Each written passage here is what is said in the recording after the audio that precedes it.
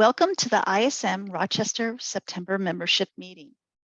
I would like to mention that next month on October 12th, we will host our monthly Lunch and Learn on the topic of coaching in a changing business climate.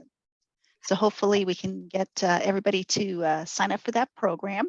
And please be sure to ask our speaker tonight, Jane, for any of your questions that you may have using our chat function. Because we want to make this as interactive as possible. And I know everybody has been, thinking about these type of things for the last, oh my gosh, it's probably 6 months or more. And I know you must have some questions for Jane. So please put them in the chat for tonight. And at this time, I'm going to turn our program over to our president, Leanna. Hi, everybody. Thank you all for coming tonight. It's our first membership meeting of 2022. And I know that we had shifted the time a little bit, so I appreciate everyone coming. And I especially appreciate Jane Tierney coming tonight. She's our speaker. And as you can see, the topic is going to be on Ukrainian war and the effects of it on the global supply chain. So I'm going to actually toss it over to Jane. So Jane, if you want to go ahead and take it from here. Thanks very much. And thanks to the entire chapter and to Kathy to accommodate me. My voice is a little bit raspy, and that's because I've been suffering from some kind of bug that I got. It's not COVID, but it's still affecting my voice and my coughing and things. So I apologize if I have to cough in the middle, and I really apologize for you adjusting from last week when I was originally scheduled, as I was not in any shape to talk last week. So we'll just kind of jump right in on the effects of the Ukrainian war and what it's doing to our supply chains. There's a lot of blasts and updates about that. There's an overwhelming amount of support for Ukraine and the Ukrainian people across the globe, with the exception, obviously, of Russia and probably Belarus. But what I want to share is some information that I've collected on what's going on. Talk about some of the categories and commodities that might be affecting you and your supply chains, and give you some things to think about as you continue to do business in the next few months and as we see how all of this plays out. I wanted to start with this slide and this picture. Soon after the invasion, President Zelensky was offered safe exit from Ukraine by the US government. And this was his reply. We as a nation offered to get him out to somewhere safe so he could oversee everything from a less risky position. And he said, no, the fight is here. I need ammunition. I don't need a ride. So I think from the very beginning, he was defiant. He was defending the Ukraine. And I have become a big fan of his over the last few months. I didn't really know much about him, but as many of you probably have, the same as me, I've paid attention, and he's quite a remarkable leader. I forgot my agenda slide, so let me say this. I am going to do and maybe Kathy, you can help me here. I'm going to do a raffle at the end. So I'm going to talk about some of the things in the that are going on in the Ukraine. I'm going to talk about some of the companies involved in what they've done and what they're not doing, and then talk about some of the implications to materials and goods and commodities that you might not be aware that have been or can be further affected by that. So if you'd like to participate in the raffle, I'm going to give away some a gift card, an Amazon gift card. So it's my email address is jane@purplelink.co. And if you just put webinar, ISM, Rochester, something like that in the title at the end, I'll do a quick giveaway for the raffle. So Russia invaded the Ukraine in February of this year. And this is a quote from Eric Oak, who is a research director, global intelligence firm Panjiva. And he says, from a U.S. economic perspective, imports from the Ukraine rose 28.7% year over year in 2021, the fourth quarter. Disruptions are likely to be felt across all industries, but the majority of US imports from the country are in metals, and there's some foodstuffs too, although a lot of that does not go to the United States. But that's been increasing. February data indicated a fall in growth. A lot of pig iron companies, metals that got materials from the Ukraine included Nucor, U-Cider, SPA, Steel Dynamics. There's a lot of that kind of stuff. And I'll show you some more of that information. So this is back in February, they were saying that, these sources will likely be disrupted in some way if the conflict continues. I'm not sure any of us would have said in February or March that we'd be sitting here basically in October, because we're 2 days away from October, and watching this invasion and this mess continue. So it's not showing signs of letting up, and we know it's been disruptive, and I have a feeling it's going to be more disruptive. So currently, and this is kind of originally, there were 36 countries that closed airspace to Russian planes, Russian airlines, it should be. Russia responded in kind. A lot of air shipments from China to Europe and China to Eastern Europe have been disrupted, rerouted. They're using alternate modes. There was a China-Europe rail that had a real boom in 2021, and it cost multiple $billion and took several years to complete. Was a big much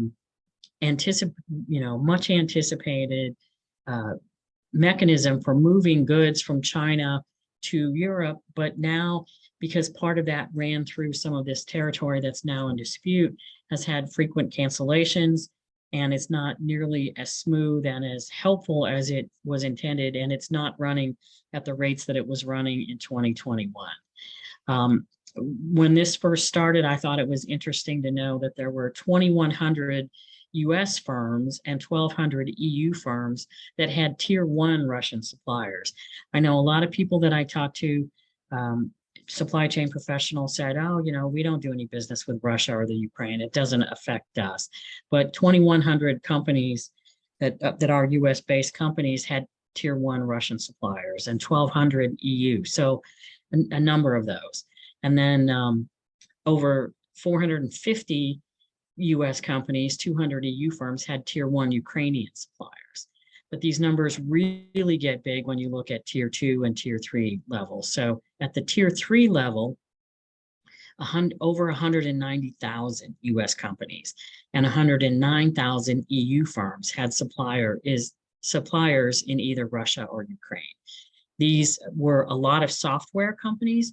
So if you don't know or didn't know, there's a lot of coders in the Ukraine, and they are in big demand for a lot of different types of tech firms that were able to hire people there. And that, from what I understand, highly skilled, highly trained, very good people in the IT software range. So those were about 13% of those companies. Likewise, a lot of customer service companies. We're used to customer service companies. For a while, India was kind of the hotbed. Recently, Ukraine has been an area where they have gone to set up customer service centers. Trading and distribution, 6%, industrial machinery, 4%, and then of course a wide variety of other types of manufacturers and things. And you'll see where some of that, and also agriculture goods, where that comes from as I kind of walk through some of these other things. So let's see. That didn't move. So here's kind of a situation overview now. And a lot of this information comes from various resources, and I've got a list of companies that I can show you. So here's some of the implications. Russia was less than 2% and of the GDP, the global GDP. Ukraine less than 1%, 1/10 of 1%, almost not even 2% or 0.2% of the global GDP. So again, a lot of companies, a lot of people said, doesn't matter. It's not really hitting my radar. I'm not for it. I may be very neutral, but I may think that Russia shouldn't do it, but I don't think it's going to affect us. But there are more implications. Russia does provide, and again, all of these numbers are like prior to February. So Russia had been providing about 40% of Europe's natural gas, and 65% of that went to Germany. So this started in February, which was the end of the winter. If you've ever spent winter in Germany, it can be bloody cold there. And if they need natural gas for heat and for other things, that's an important thing. Now it's September, we're going back into the winter without some of that access to fuel to keep the parts of Europe warm and parts of their power going from other uses for that natural gas. It could be a big impact. Also, Russia was the third largest oil exporter, only 7% of US imports. So this has been a number that's kind of been floated back around. Again, this is pre-February because these numbers have changed, but 7% of US imports, okay, we can suck up 4 or 5%, even 10% and do some different things. We had some reserves that we've dipped into a little bit, but they were a large oil exporter. So again, third largest, but only a small percent of the US, which means it's going a lot of other places, different places in the world. For food, Russia and Ukraine combined for about a third of the global wheat exports. Again, not a lot into the United States. We are fortunate, and I'm from the Midwest, that kind of wheat belt, wheat and corn belt and everything. So in the United States, we produce a lot of that. But for a lot of other countries, especially third world countries, that wheat has been a big staple for them. It's also very critical for them. And as early as this summer, some of these countries were feeling that the wheat was running out, the supply has been dwindling. And if you've also been paying attention, the summer or the spring is the sowing season. So is the planting season. There were a lot of people that weren't planting because they were soldiering or they were in areas where it was unsafe or the fields had been bombed or. And then of course, if you were able to plant and try to grow your harvest, recently we've seen pictures of the Ukraine where farmers were watching their fields burn, and the Russians were coming in and burning their fields of agriculture, wheat, grains, any other kind of thing, as well as doing some not nice things to their livestock. But when you saw these wheat fields on fire, then you say, okay, that means there's no wheat to replenish that, which has been being used up by these other areas. And again, a third of the world's wheat came from the combination of Russia and Ukraine up until this year. So that third is not getting produced this year. And if this goes on another year, then it won't be another. And we do have, and countries keep backup, but it's still a big issue. Kazakhstan and Tanzania import 90% of their wheat from Russia. So these two countries, again, felt this very quickly, and they're going to feel it even more because wheat, if you think about, I'm not gluten-free, I'm pretty much an omnivore, but if you are gluten-free, then you don't eat a lot of wheat or any. But if you think about how many things wheat is in and on your table, every sandwich that you eat, every piece of flour that goes in all of these different things that we consume on a daily basis, it can be a big deal. For technology companies, you think too, these are not the most high-tech companies, but Ukraine produced again, 90% of the semiconductor grade neon used in the United States. A lot of this was processed through Odessa, and a lot of that neon was actually coming from Russia, is what I learned. So this is a big deal. We already had a chip shortage going into this year, and we still are feeling the effects of that. And then think about 90% of this neon grade gas that you need to produce those chips, and that's another big squeeze on that. Russia provided the US greater than 33% of the palladium, again, used in semiconductors. palladium, pretty rare metal, not found in a lot of places in the world.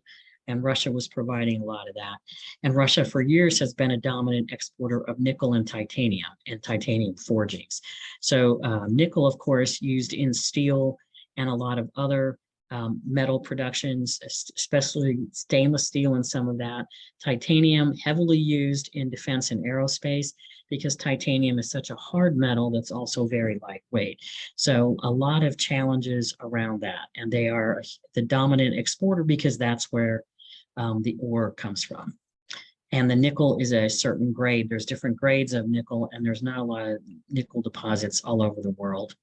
So again, kind of looking at the lay of the land when this started, automobiles, we were already looking at some increased gas prices. The interest in fuel efficient vehicles has been growing. It's kind of taken an upturn a little bit.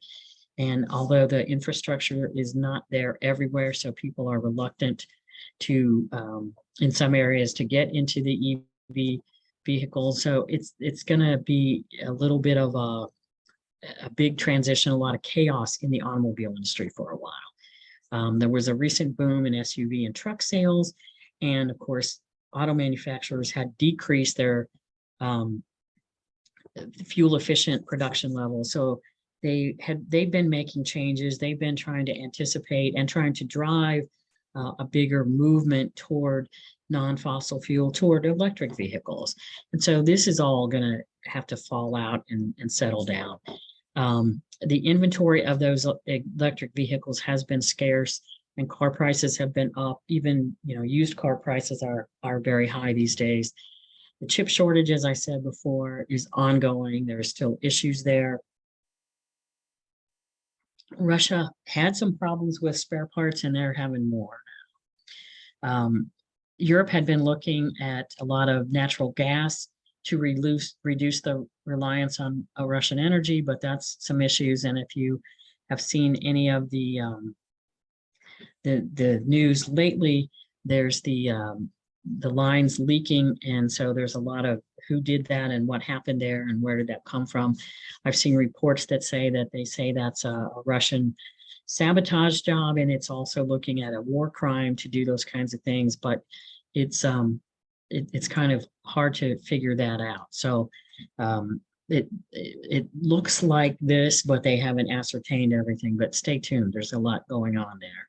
Saudi Arabia has been up and down in their pricing, and the car or the gas companies, as we know, gasoline companies, the oil companies, it seems like the minute that oil price changes, they start changing the prices at the pump. And if you're in supply chain like all of you are, you know that the gasoline at your local corner gas station was not produced last week when those oil prices changed. It was produced sometime before that, and whatever price was paid for that, or what it costs to actually refine that oil and produce that gasoline, is not exactly reflected at the pump. But those, we know that the price sensitivity from the local gas stations is almost instantaneous. It's like the same day they announce an increase, they start raising prices. It takes them a little longer to react when they announce a decrease to lower the prices.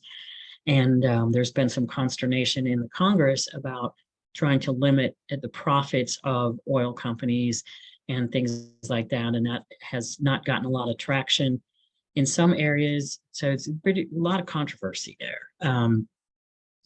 U.S. consumers, obviously, with the pandemic easing, some companies have been, back to work. They've been big proponents of that. In fact, they've been mandating that in some cases. And we've seen that companies have actually lost workers because of that. They've mandated come back to work, and the workers have said, well, see ya, I don't want to do that.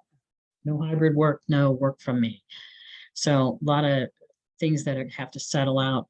The traffic is getting worse in some areas. I'm here in Los Angeles, and we have some of the worst traffic in the nation. And they say now the traffic Tuesday, Wednesday, and Thursday, is back up almost to pre-pandemic levels. Monday and Friday are lower because everybody that has a hybrid schedule and can work from home 1 or 2 days a week, everybody wants it to be Monday and Friday. So we'll have to see how that settles out. and natural gas. California is now has passed a law that says no natural gas for new construction, like in homes. So you can't have natural gas heaters or stoves. In my home, our heat is natural gas, our water heater is gas, and our stove is gas. And they are not allowing that any longer. So there's some controversy over that. Again, 2021, we, the US, 7% of our oil from Russia. And the northeastern states, I found, even some of them imported natural gas from Russia, especially for heating in the winter and stuff like that. Maine and a couple other states up in the far northeast. Fertilizer is a big one because food supply chains start with growing crops and feed, and that requires fertilizer. Raw material prices for fertilizers were up 30% in the first quarter to half of 2022. Prices for nitrogen were up to 4 times higher than they were in the early pandemic time. Potash, phosphate, all of these things go into fertilizer. And if you remember the Oklahoma City bombing, that was done with trucks full of fertilizer because that's very combustible. So not only is this important for fertilizing and for growing feed for livestock, but these things are also being used for ammunition by the Russians and by the Ukrainians and by some people that are actually furnishing them with ammunition, which includes, I've read, North Korea. So different stuff going on there. Developing countries have been able to offset some of the prices on these through higher price of crops, but developing countries, third world countries, this is a big deal for them. They need that fertilizer and to grow the kind of crops that they need to maximize their yields. When they don't get it, their yields are down.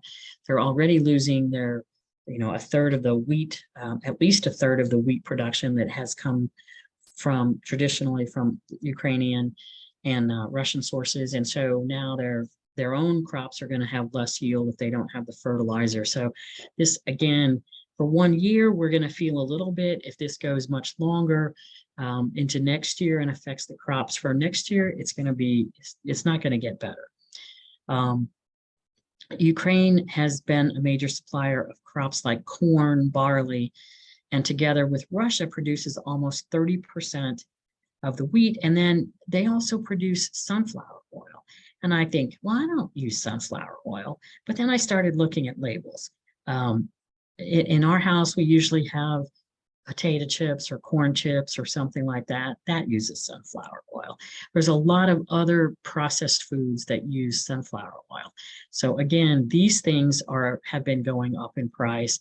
And my husband does the shopping in our house, the grocery shopping. And so he says, oh my God, all these prices are up. And I'm like, yeah, well, look at what goes into things. And he was lamenting the other day about chicken. And I said, okay, but what are you feeding chicken and where do they get that? And that kind of thing. So when all of that kind of plays into the supply chain, it has a ripple effect pretty badly. Metal markets, nickel, I talked about this. Nickel prices surged back in March. It's still pretty high. There's this manufacturer of nickel, Tsingshan, it's a Chinese one. They owe a lot of money to large banks. The London Metal Exchange has had a lot of Chinese trades that have increased prices. They halted trading. It was so bad at one point, they just halted trading. It's back going now, but it's been kind of all over the place. There was an Australian company that planned to buy the miner company Western Areas Limited for $800 million, but the price rally caused them to delay that valuation. That was supposed to close in June, then they pushed it out to May, June, and I think it's been pushed out again.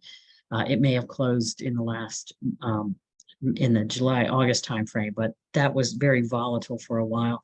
And so again, all these plans that they had to execute this acquisition are like, okay, what do we do? So a lot of different things going on. Again, palladium, copper reserves, a lot of that. Russia has a lot of that. Palladium's used in car electronic production. Well, gosh knows that every car has more and more electronics in it, that GM and Ford, I think I heard either Toyota or Honda was also shipping cars without all the chips in it.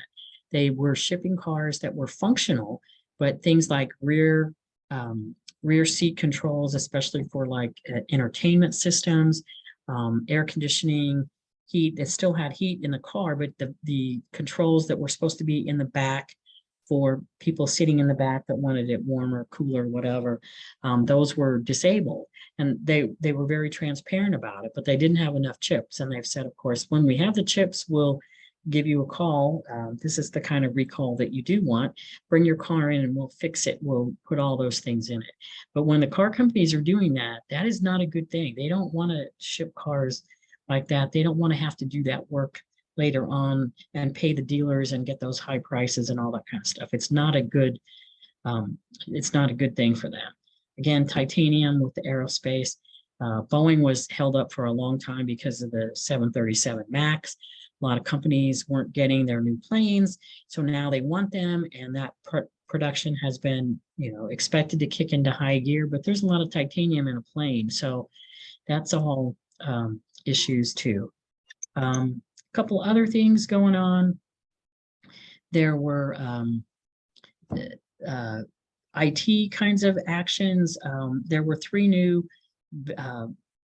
virus type things in early this year. Elon Musk was sending Starlight satellites into the Ukraine area.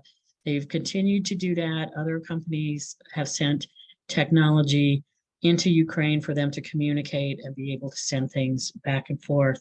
Microsoft said that the intended objective of the hacks and everything is to degrade the targeted sources in Ukraine. They were actively trying to help the users in Ukraine keep things up and running, but it's been a challenge, and that's going to continue to be that way. So not only is Russia fighting with their troops, and we've all seen the pictures where they're actually hitting hospitals, schools, and they say those are Ukrainian holds for military, but they're not military targets. There's no evidence of that. There's growing indications that Russia is guilty of multiple war crimes, and so all of these things are at risk. Logistics. Oh, and as if we didn't need other logistic issues. I'm here in Los Angeles, where we have the 2 ports, Los Angeles and Long Beach, and 2 of the largest ports in the world, and combined they're definitely one of the largest areas. And we've had lots of problems with trucks, with containers, all kinds of things. That is still going on. It's still going to continue to go on. It's been a challenge. It is a challenge, and we don't need more consternation in that area. Maersk did stop their inbound and outbound shipments to Russia, and this has caused a lot of issues. A lot of companies have pulled back from different things, but financial implications, SWIFT legislation, a lot of sanctions on businesses. The long-term effects of these, they are working, but there's a lot still to fall out from that. Russians' response, has been to nationalize assets in some Western companies. We saw that with McDonald's, when McDonald's initially just paused everything, and then they said, no, we're going to pull out of here. Then they just took those locations over, and they're actually selling pretty much the same menu that McDonald's sold, but they're selling it under a Russian name. So they have seized assets of Western companies. The job loss there has been pretty significant in a lot of areas because these Western companies, not just the United States, but other Western companies have paused or canceled or suspended, exited, all kinds of things. And I'll show you a little bit about that in just a second. So some of these stoppages were temporary, some had to do with sanctions and different things, but a lot of things changing all the time, and that continues. So here is a scale that they have looked at for companies, and they've been tracking. This is a Yale organization. They've been tracking it since early on in the Ukraine issue, and they're grading companies with this scale. So everywhere from A to saying they're totally halting their Russian engagement, getting out of Russia, to F, which means they're saying, you know, kind of business as usual. So I'm going to run through this a little bit, some of these, some of the companies in this survey. There were 1,372 companies. There were about 385 companies. It's about a third of those. And this actually got updated today, believe it or not. So I was trying to pull some of this. I'm not sure these numbers are exactly right because I didn't have time to update everything, but I'll show you some of the names of these companies, what their actions are, what they're doing. And you can think about what that means to your industry, your company, your area. This was, again, Zelensky's warning.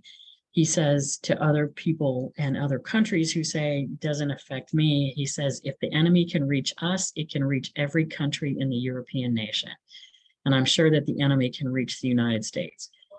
We strive to defend the principles of democracy and freedom. So he says, don't turn your back on us, and don't think that they're going to stop here. And also don't think that because it's not you, that you're not going to be affected. Because as we know, the global supply chains make the world smaller and smaller, and these supply chains are ever more intertwined and connected. So these are the industries that they've used. I've included the link to that study here that you can look at. And I will send out the slides to anybody who sends me an email. So I'm happy to share these slides. This is from Jerry Sonnenfeld, and he's got a team of experts that includes research fellows and students at Yale's Chief Executive Leadership Institute. They've been tracking this from the February timeframe. So this is how they've got over 1,000 companies in this whole thing, and here's what they're doing. So there's 27 US companies in the F category. And here's some of the ones that are pretty much business as usual. Carl's Jr. is still operating. International Paper is. Medtronic is operating. They have a subsidiary in Russia, and Medtronic does some medical things. They are doing their stuff. Riot Games, TGI Fridays, and Tupperware. Still, Tupperware's not only operating, but they're hiring. So those companies, business as usual. And these are, again, I'm going to show you just American companies because there's so many. But if you look at the list, you'll see other non-American companies with names that you recognize. For D, that they call is buying time. This is the feet draggers. They're delaying investments or stopping non-essential things. There were 31 countries in this. There are 34 US companies in this list. Again, I'm not sure the 160 is right at this time, but the 34 US companies on this list include Abbott Labs, suspended non-essential businesses, so they're keeping that. And you'll see some of the medical companies and some other food companies who are trying to maintain health and human services, humanitarian things. Bristol Myers Squibb, again, they paused new trials, but they're hiring. Colgate Palmolive, you know, think about how many things they make in your pantry or your bathroom. They are continuing essential health and hygiene products. Cargill is a agricultural equipment, scaling down. Domino's and Subway, they've suspended royalty payments, but they're still operating. Johnson & Johnson has paused their patient enrollment in trials, but they're still operating. Hilton and Hyatt, both, I think it's, I can't remember which one had corporate offices there, that they have closed, and they've suspended investments, but they are still operating hotels. Kimberly-Clark, Kraft Heinz, no new investments, but they're continuing to do business there.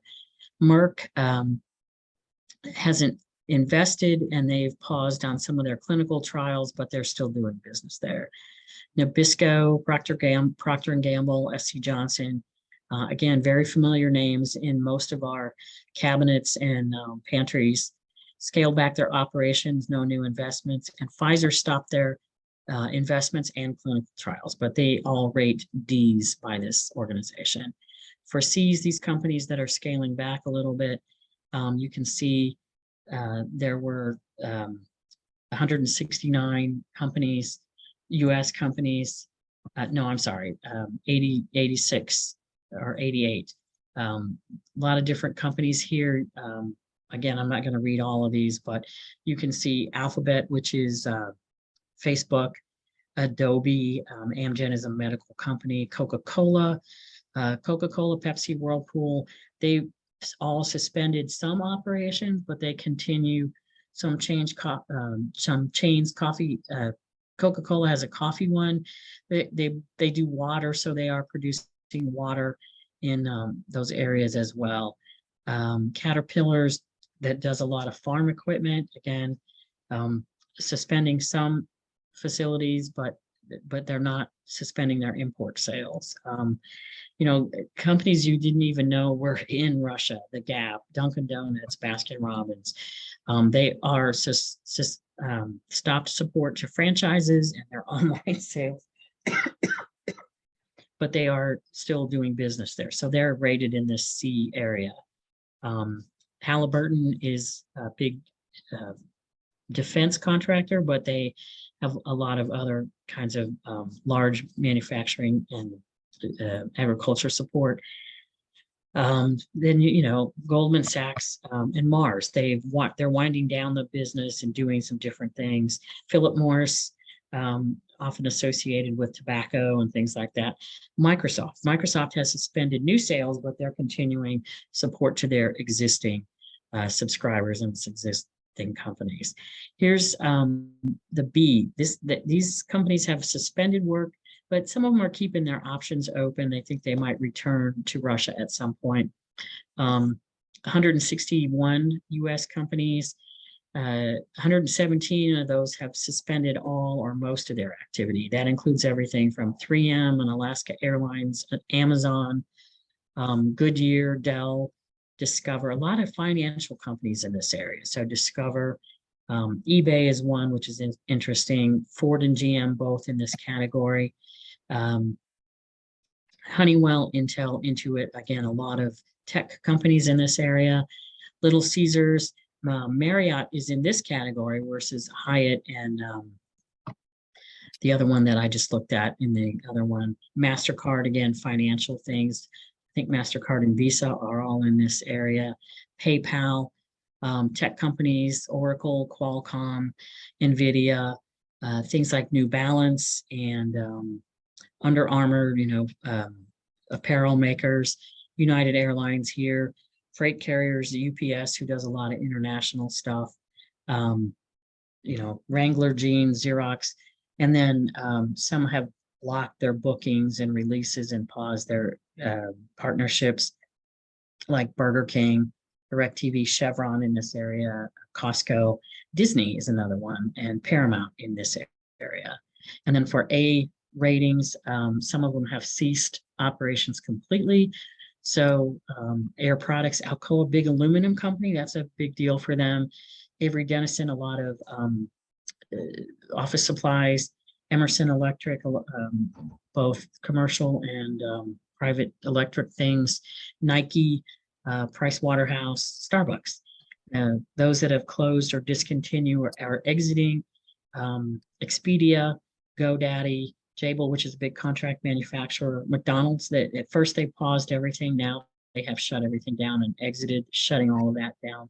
Parker Hannifin, Stanley Black & Decker makes a lot of things. And then NASDAQ, S&P, that kind of thing. Universal is in this area. Stop or suspended product shipments, or they're winding these things down. Bose and Cisco, Delta, Krispy Kreme. You know, who knew there were Krispy Kremes in Russia, but there were. A lot of sports groups. Some of these not surprising. International Cycling Union. There's been a lot of issues with Russia and cycling. The Women's Tennis Association, World Athletic Council, World Boxing Association, World Rowing Federation, and this is growing too. And individual athletes are doing things. Some have been boycotted. Some have been barred from participating. If they're not part of organizations like this, they've been barred from participating in various events around the world. And a couple other significant ones. The Koch Industries, which initially said they were going to stay and they kept producing. Much more recently, they've said we're done, we're out. They're selling all of their Koch Industries enterprises to a local Russian enterprise. Deloitte's office is shut down there. They have sold, they shut their office, and the employees of that have launched their own firm in replacement of that. TJ Maxx has divested itself of the Familia subsidiary, which is operating there. And Uber had a partner that was Yandex. They are divesting themselves from that relationship and that entity. So a lot of activity going on there. So what does that mean, and what's next? Again, this is there was a Yale summit, not the exact same people, but again, it was Yale. It was a CEO summit in June. There were 150 top CEOs there and 35 major city mayors from around the world. They had a survey of them. They said 100% of those indicated they were inspired by the Ukrainians' courage and unity and what had been going on. And that was in June. So we're past that. And I think that has done nothing but grow. 96% of those companies represented agreed that curtailing the Russian operations were doing the right thing. About 1,000 companies that were represented, and that represented about 40% of the Russian GDP. So that's significant. Zelensky's message, he spoke at that conference. He said, leave Russia and leave Russia now. Support the Ukraine. Don't pay any taxes to the Russian government. Don't do anything to help. He said, we need help rebuilding the Ukraine. Maybe not now, but it's going to be very soon. And he said, there are several cities that are about 90% flattened by the weapons that they brought in. And again, hospitals, schools, individual residences, as well as other true military targets. He says, hire the Ukrainian-based tech workers. They can still work in many parts of the country. They still are good to hire. That was one major source of income for them and for Ukraine. And he says, keep hiring those people. Counter Russia by strengthening Ukraine, and that there's a famine, very big potential of that because of the impact, the agriculture in both Russia and the Ukraine, and the maritime corridors we need, is what he said, for the Ukrainian agriculture exports. They do have things to export, but they can't get them out in some cases because their ports were blocked. So they have been changing that, and that's a lot of things that it's changing all the time. And the Ukrainians recently have been strong, especially in the south of Ukraine, which is a good thing because that's where some of the ports are, and they can make use of that. But when we think about this, and this is, again, not complete, there's over 12 million Ukrainians that have left their homes, many of them without IDs, papers, clothes, and money. At least 5 million have gone to foreign countries so far, and they're counting that more every day. There's been tons of jobs lost in the Ukraine. Again, a thing like a hospital or a school, when there's work to be done, that the building is destroyed, the people lose their jobs. So there's been a lot of job loss. Grocery stores have been closed in certain areas, and sometimes it's periods of time, sometimes it's kind of ongoing. Limited food, clean water not always available, medicine and first aid. Toxic waste has been left, and we know that there's a danger with the largest nuclear plant in Europe, which is in the Ukraine, and now in the hands of Russia, which is one of these things that the UN is watching very carefully. But in my opinion, the UN watching it isn't doing anything. And I think some things need to be done. Children are not in school. Russia has been transparent and blunt about saying they'd like to eradicate the Ukrainian language altogether. So it's difficult. And when people can work, it's difficult to get them paid. Pensions are tough to get. People that have earned pensions and have gone to different areas, different parts of the world with different family members and or wages when they can work, it's hard to get them the funds that they are actually earning. So it's a tough thing. These are the 5 top commodities to look at. Energy, a big deal, oil and gas in that area. And then there's a lot of energy related products like carbon dioxide that are needed for, think about drinking your carbonated drink, right? That's got carbon dioxide in it, and it goes into a lot of other things. In 2021, the UK had to shut down fertilizer plants that were using high energy costs, which led to shortages in carbon dioxide. And I learned at that point, that's essential to a lot more than the Coke, the Diet Coke that I'm kind of addicted to. It's also used in medical procedures, and it's also used as in preserving fresh food. So that, carbon dioxide, which, like I say, goes into my Diet Cokes, it goes into a lot of other things, including medical procedures, which are needed around the world. Whoops, sorry about that. Where's my thing? For food, again, a big deal. The Ukraine produces about 50% of the exported sunflower oil, which again goes into things you would not believe it goes into. So start looking at some labels. A lot of countries have been dependent on grain from Russia and the Ukraine. Turkey and Egypt, you have traditionally gotten about 70% of their grain from those 2 areas. 70% of the wheat that they imported came from Russia and the Ukraine. So Turkey and Egypt are going to be feeling that. They already are. Ukraine is the top supplier of corn into China. And there's other places in the world that have stepped up a little bit, but it's going to take time to do that. And it's going to take time to grow it and to get it there. So again, the production of agriculture is a very long process. It's got a long cycle time. Rail carries people between Asia and Europe, and it's a small proportion of the total freight volume between that. But again, trains rerouted away from the Ukraine have cost more money, taken more time, and countries like Lithuania have seen their rail traffic severely affected by these sanctions against Russia.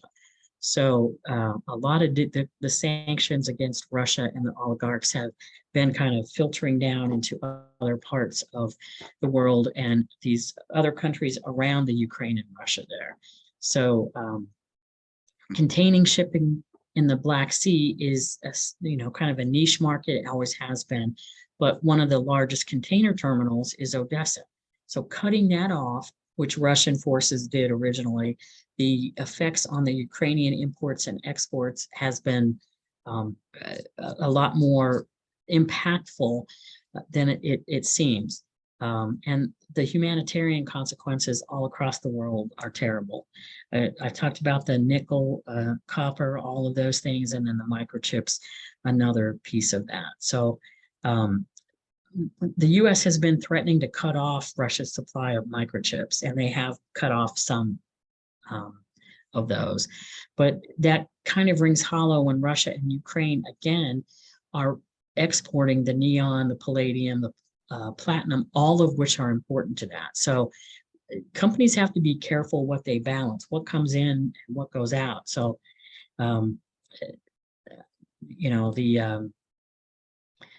the number of tentacles in these supply chains get really, really detailed and move all through there. So some of the materials affected, these are Russian export figures from the last year.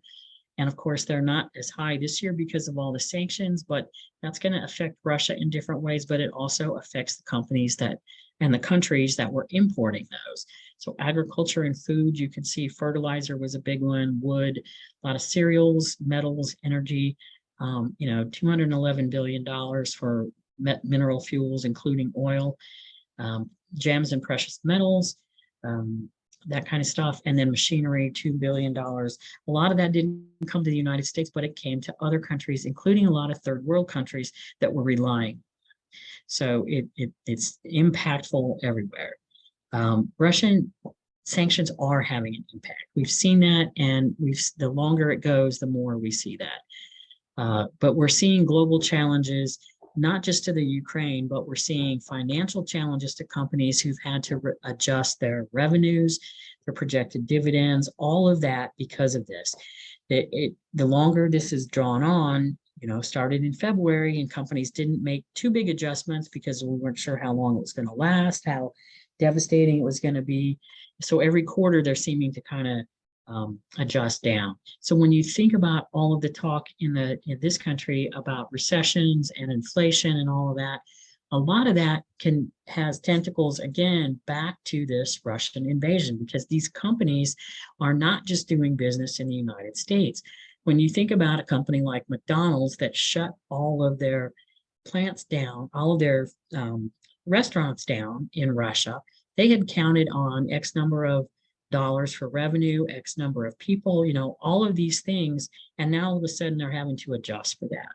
All of those companies that I showed you that had Russian presences have had impacts to their bottom lines, impacts to their employee structure. They're, moving people around, getting people out of these areas, getting them safe, getting them relocated. All of these costs are piling on and piling into these companies, and that's going to continue for a while. Companies are flexing and adjusting. They're going to continue to adapt and adjust, but we had a lot to deal with the pandemic and coming out of that, and now we're adding in all of these other things.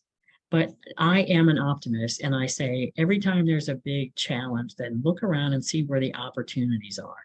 I'm seeing companies, and I'm seeing research institutes and universities and pairing up of scientists and researchers looking for alternate sources for agriculture and for food, alternate sources of energy and power. And these investigations are ramping up. The applications are growing. I saw something on the Smithsonian Channel in the last couple of weeks about what they're doing with sewage and trying to repurpose a lot of that. And it's amazing the things that scientists can do, and having that impetus to do it, plus the pressure from climate change and all of those things are saying there's a lot of opportunity here. Companies have changed their cost structures to accommodate this and make these changes. So what does that mean to the companies? It can be a good thing. It can also be a real hit if they're not managing it well. Again, there is going to be a bit rebuilding of Ukraine eventually. I refuse to believe that the Ukraine will capitulate to Russia and that Russia will triumph and absorb the entire Ukraine back into Russia, even though they've done their quote voting of these 4 areas in the last week or 10 days, where they said, yeah, they sent people around with guns and ballots and knocked door to door and said, where would you like to vote? Or how would you like to vote? So they've said, I think I watched one of the late night shows, I don't remember which, and I think that person said 96% of the vote was in favor of Russia's annexation. And this comedian kind of tongue-in-cheek said, where are those 4%? Those people had the audacity, the guts to say, no, I don't want this. So there is at least 4% who took that challenge on and was in defiance of that. We've seen with Russia's announcement that they're going to now conscript 300,000 people from the ages of 18 to 60.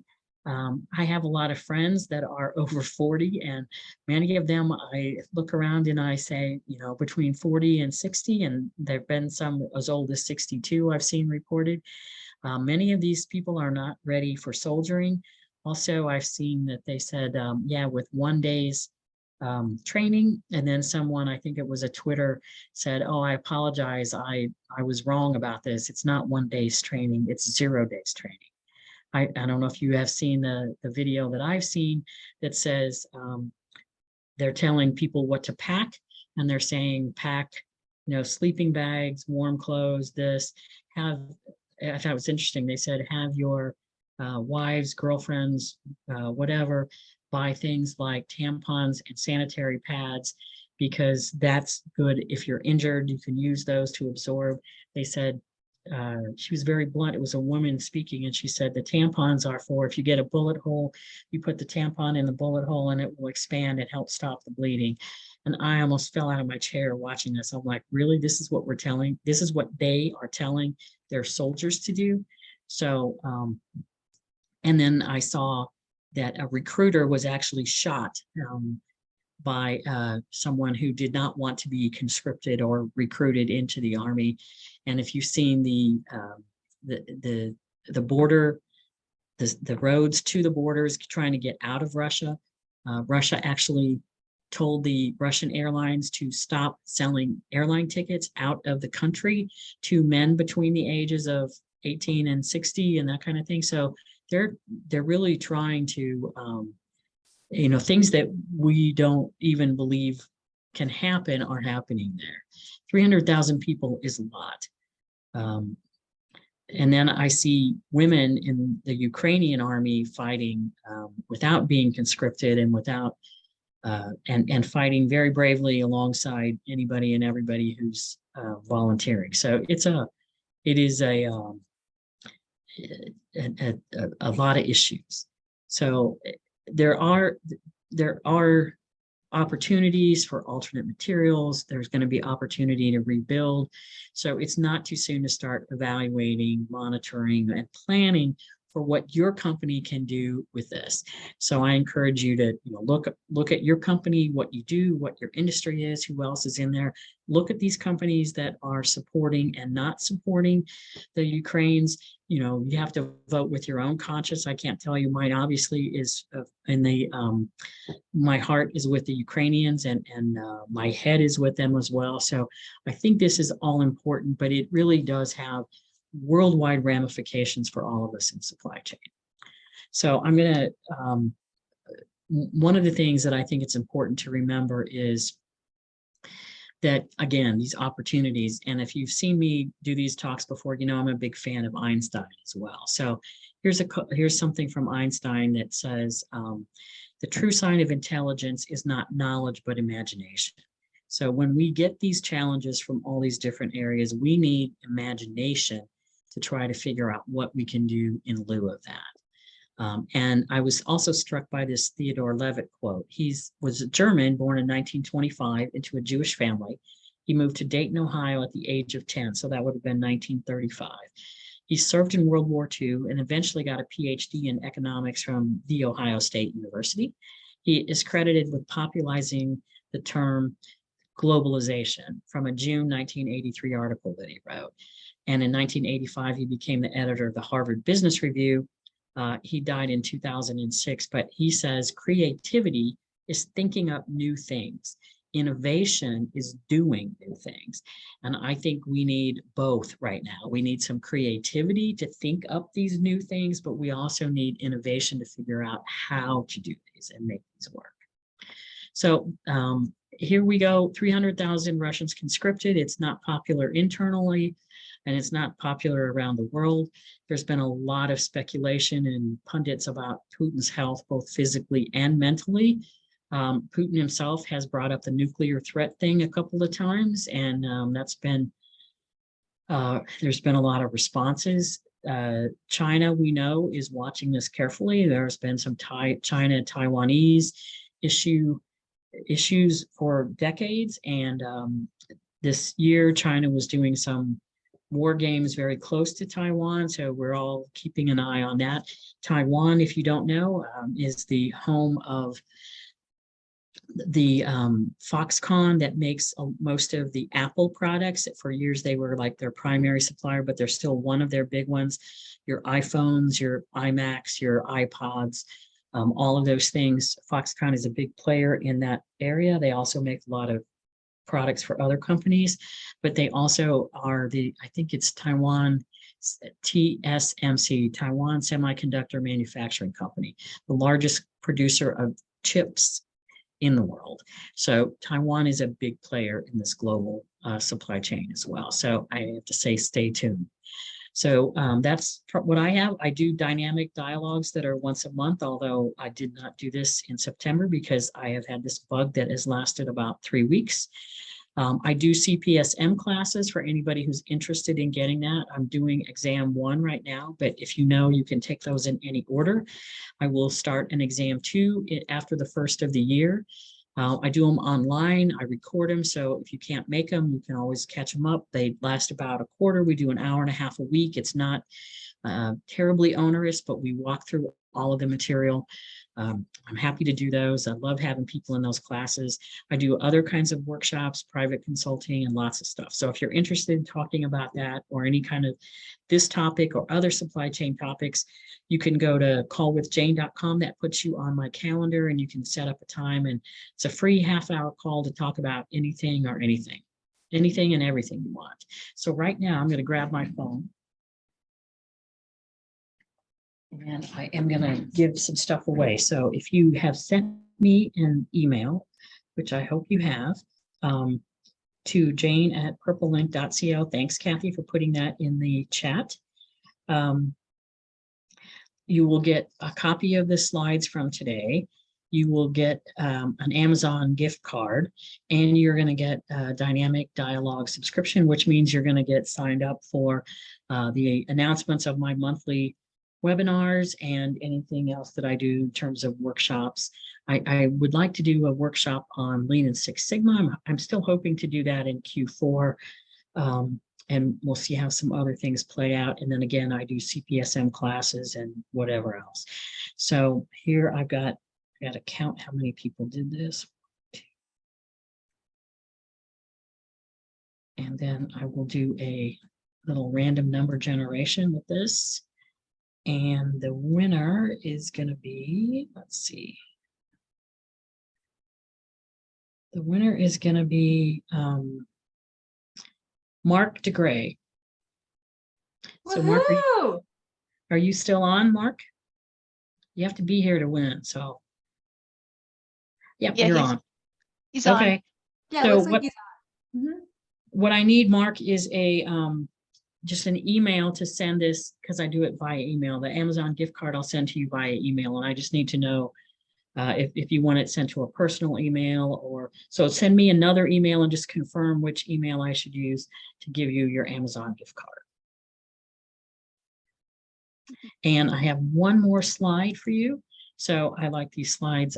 Again, I'm a big fan of Zelensky. He said to the Russians, it will be our faces you see, not our backs, when they said, we're just going to come in and take over. And at one point when they were talking about some of the monuments and historical areas that were destroyed, and they were saying after he has been stepping up that he's iconic, and he says, I'm not iconic. Ukraine is iconic. And when you see some of the artistic things and the historical things that were hundreds of years old that have been destroyed, you just say, this is such a waste. So think about that. Again, I'm a big fan of Vladimir Zelensky, as well as Einstein and others. And I wish you all the best in the fall and in your areas of business, getting through all of these challenges we have in the supply chain. So that's what I have. Thanks, Jane. Thanks, Jane. Thank you, Leanna, Jane. did you have any closing remarks, Leanna?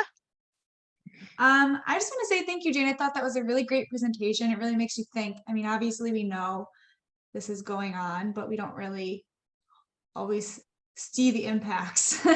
So it's a good reminder that there are impacts and something to take into consideration during these difficult times. Well, we all have a lot on our plates, and I know that we all, get focused on that in our crisis of the day kind of thing. But it is something to consider, and it does reverberate. So, yes. Well, we really do appreciate you coming, and I'm glad you're feeling better. So that's good. And thank you all again for your flexibility. Definitely. Thank you, Kathy. Oh, definitely, definitely. Well, I just want to thank you, Jane, Leanna, everybody that joined us tonight. And I wanted to let everybody know either tomorrow or Monday, I'll be sending out a follow-up email with this recording and continuing educational credit for everybody. And I just want to say thank you for joining us tonight. Have a good night. Thanks again. Thank you.